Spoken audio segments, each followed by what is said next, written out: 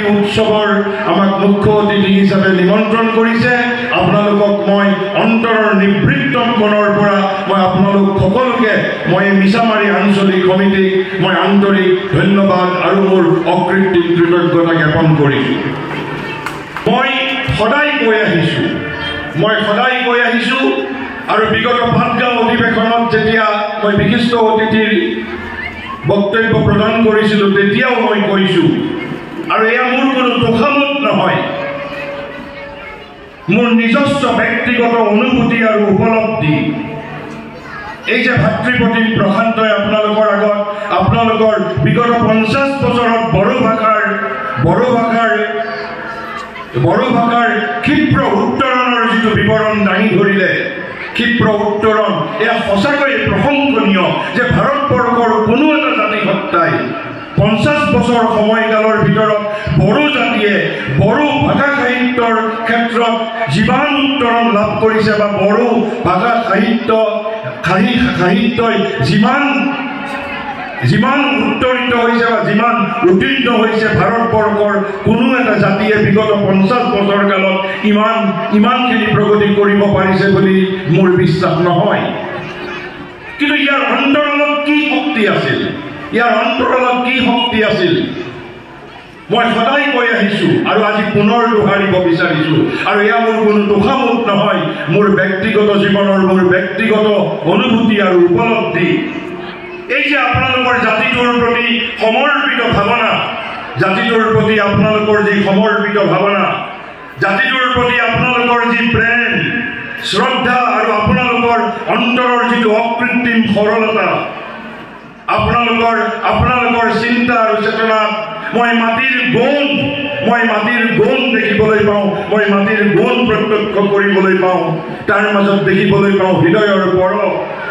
মই দেখিবলৈ পাওঁ আপোনালোকৰ মাজত অকৃত্ৰিমতা আৰু আন্তৰিকতা মই দেখিবলৈ পাওঁ আকাশৰ বিশালতা জাতিটোৰ প্ৰতি সাহিত্যৰ প্ৰতি ভাষাৰ প্ৰতি আপোনালোকৰ একাগ্ৰতা আৰু যদি এইকেইটা গুণ আপোনালোকে অব্যাহত ৰাখিব পাৰে অক্ষুণ্ণ ৰাখিব যদি পাৰে ইতিমধ্যেই বড়ো জাতিসত্তা বড়ো ভাষা ভাৰতবৰ্ষৰ এটা সমৃদ্ধ জাতিসত্তা এটা সমৃদ্ধ ভাষা আৰু মই একেবাৰে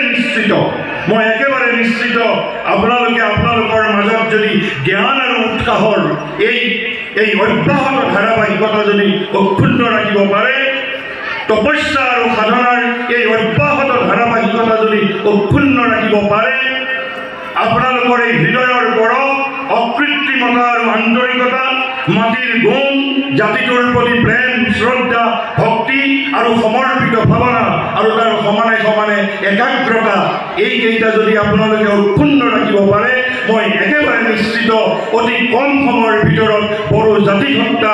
ভাৰতবৰ্ষৰ ভিতৰত এটা সমৃদ্ধ জাতিসত্তালৈ ৰূপান্তৰিত হ'ব আৰু মই ভগৱানৰ ওচৰত প্ৰাৰ্থনা জনাইছোঁ যে ভাৰতবৰ্ষৰ ভিতৰত বড়ো জাতিসত্তা এটা সমৃদ্ধ জাতিসত্তালৈ ৰূপান্তৰিত মঞ্চত উপবিষ্ট পাণ্ডু মহাবিদ্যালয়ৰ সহকাৰী অধ্যাপক বড়ো উপদেষ্টা সাহিত্য একাডেমীৰ বড়ো উপদেষ্টা পৰিষদৰ সন্মানীয় সদস্য প্ৰণৱ নাৰ্জাৰী মহোদয় অভ্যৰ্থনা সমিতিৰ সভাপতি সম্পাদক প্ৰমুখ্যে মিছামাৰী প্ৰাথমিক বড়ো সাহিত্য সভাৰ সমূহ বিষয়ববীয়া আৰু এই অঞ্চলৰ সমূহ সাহিত্যপ্ৰেমী সুধী সমাজ মই বক্তৃতাৰ আৰম্ভণিতে মই এটা কথা আপোনালোকক স্পষ্ট কৰি দিব বিচাৰিছোঁ মই পণ্ডিত নহয় মোৰ পাণ্ডিত্যও নাই তেনেহ'লে কিয় মোৰ এই ধৃষ্টতা দৰাচলতে মই যি কওঁ যি কৰোঁ সকলো পৰমা দিব্যজননীৰ শ্ৰীচৰণত মই সমৰ্পণ কৰোঁ আৰু এই সমৰ্পণেই দৰাচলতে মোৰ সমস্ত শক্তিৰ গোপন উৎস মই পোনপ্ৰথমতে মিছামাৰী আঞ্চলিক বড়ো সাহিত্য সভাৰ সৈতে জড়িত যিসকলৰ অসামান্য ত্যাগৰ বাবে আজি বড়ো সাহিত্য সভাৰ মিছামাৰী আঞ্চলিক সমিতিয়ে গৌৰৱোজ্জ্বল 5টা দশক অতিবাহিত কৰিবলৈ সক্ষম হ'ল। সেই